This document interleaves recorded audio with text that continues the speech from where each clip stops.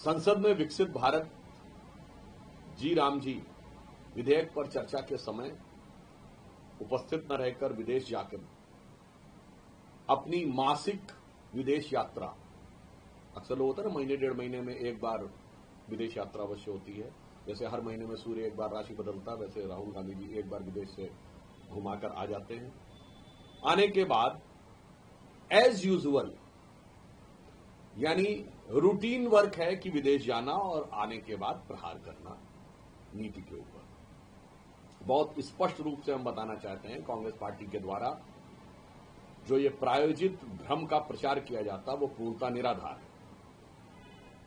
जी राम जी परियोजना में 100 दिन से बढ़ाकर 125 दिन के रोजगार की गारंटी की गई है। जी राम जी योजना में उसको 4 चीजों से जोड़ा गया है, यानी एक जल संचयन, दूसरा इंफ्रास्ट्रक्चर, तीसरा आजीविका की योजनाएं और चौथा है जलवायु परिवर्तन से जुड़ी हुई चीजें। तीसरी काम यह किया गया है कि उसको निर्णय ग्राम पंचायतें ही लेंगी, परंतु पीएम गतिशक्ति जैसे बड़े कार्यक्रमों से जोड़ा गया है ताकि आसपास के गांवों को यह भी पता रहे कि 4 गांव दूर या 10 गांव दूर यहां पर क्या चीज डेवलप हो रही है, ताकि उसके अकॉर्डिंग वो अपना प्लान कर सके। तीसरा बड़ा परिवर्तन यह किया गया है कि उसकी वीकली मॉनिटरिंग होगी, यानी अब यह संभव नहीं है कि अचानक कोई साल भर के बाद कह दे कि हमने इतना किया था, हमारा इतना पेमेंट हो गया। क्योंकि ऐसे कई मामले आए, पश्चिम बंगाल में 19 ऐसे जिले आए जिनमें या तो काम ही नहीं हुए थे जिनका पेमेंट लिया गया, अथवा एक ही काम को बार बार करने का पेमेंट लिया गया। तीसरा, बायोमेट्रिक व्यवस्था की व्यवस्था की गई, अर्थात जो कार्य करने वाला श्रमिक है सीधे उसी को मिलेगा, उसके नाम पर कोई धोखाधड़ी के द्वारा यह नहीं संभव है कि काम 50 लोग करेंगे और पेमेंट 100 लोगों का मिल जाए। क्योंकि ऐसे करीब 23 राज्यों में ऐसे भी कुछ मामले आए कि काम मशीन के द्वारा करवाया गया और उसके लिए पैसा किसी और नाम पे नहीं करवाया गया, अर्थात मजदूरों के लिए अधिक बेहतर, तकनीक के अनुरूप, पारदर्शी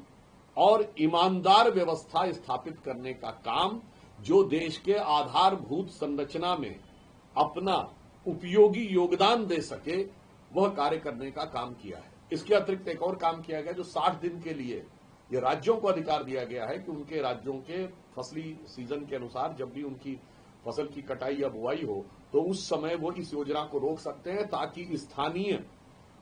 गांवों में ही उन श्रमिकों को बगैर बाहर गए हुए रोजगार अवसर मिल सके, यानी 125 + 60 दिन। और यहां पर एक और बात भी बताना चाहता हूं, इसका अधिकांश लाभ छोटे और मझोले किसानों को मिलेगा जो 86% हैं इस देश में, क्योंकि वो गांव के बाहर से या किसी दूसरे जिले से या दूसरी जगह से लाकर अपने खेत में श्रमिक उपलब्ध नहीं करा सकते। गांव से उपलब्ध श्रमिक ये दोनों के लिए, छोटे किसानों और गांव के श्रमिकों दोनों के लिए लाभकारी है। परंतु यहां पर यह समस्या है कि कांग्रेस पार्टी जिसने मनरेगा को एक भ्रष्टाचार का प्रयोग करने वाली व्यवस्था के रूप में बनाया था, उसे आज विकास, रोजगार और विकसित भारत के नए स्वरूप के रूप में उभरते हुए गांवों के नए स्वरूप की योजना बनाने का काम प्रधानमंत्री श्री नरेंद्र मोदी जी ने किया है। इस योजना का नाम विकसित भारत गारंटी फॉर रोजगार आजीविका मिशन ग्रामीण यानी VBG राम जी है। रोजगार एंड आजीविका मिशन, इस एब्रीविएशन में राम शब्द आ जाता है और उसको लेकर जो विपक्षी दलों और कांग्रेस में छटपटाहट दिखाई पड़ती है वो दुखद भी है और हास्यास्पद भी है। यानी अगर एब्रीविएशन में भी राम शब्द आ जाए तो ये दिखाता है कि भारतीय संस्कृति और हिंदू धर्म से जुड़े हुए कोई प्रतीक का परोक्ष संकेत भी दिख जाए तो ये कांग्रेस पार्टी को नागवार गुजरने लगता है। और जहां तक महात्मा गांधी के आदर्शों का प्रश्न है, आज ग्राम स्वराज देखना हो, सादा जीवन उच्च विचार देखना हो, खादी का बढ़ता हुआ व्यापार देखना हो, स्वदेशी देखनी हो, आत्मनिर्भरता देखनी हो, तो वो भारतीय जनता पार्टी और एनडीए के शासनकाल में प्रधानमंत्री श्री नरेंद्र मोदी जी के नेतृत्व में देखने को मिलता है, ना कि विदेश की धरती से जाकर विदेशी मंचों का प्रयोग कर भारत और भारतीय संस्कृति और सभ्यता के बारे में अनेक प्रकार की अवांछित और अपमानजनक बातें करने वाले नेताओं के पार्टी में। वीके न्यूज, राष्ट्र के नाम।